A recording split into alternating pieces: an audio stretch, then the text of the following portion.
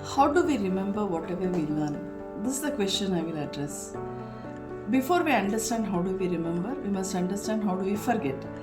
So in 1880, in the 1880s, there was a psychologist called Ebbinghaus who did a lot of work on how humans remember things.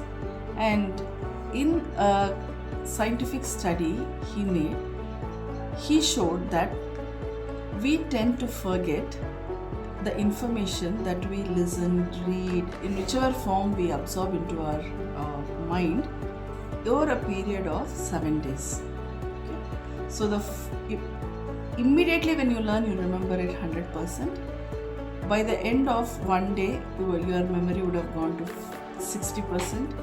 Then by the second day, it is around 40. Third day, fourth day, it's all coming down to 20%. So this is called as the Ebbinghaus forgetting curve.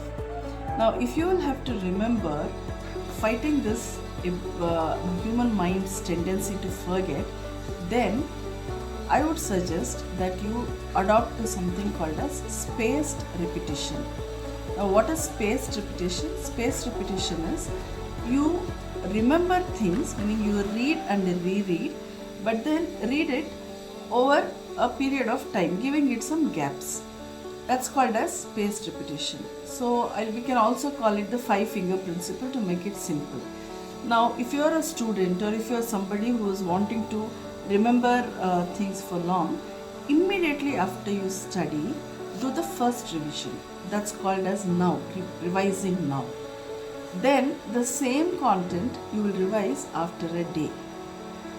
Again the same content you will revise after 2 days.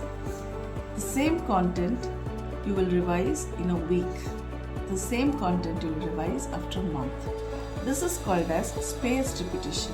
When you follow spaced repetition, you will not forget, you will beat the forgetting curve and you will be able to remember longer. This is just one little memory tip that I have shared with you. In the coming videos, I will share a lot more memory skills and tips for you to remember information. Now, but then if you are studying something which is to do with facts and figures and things like that, where you have a need to remember for long, then this repetition definitely works.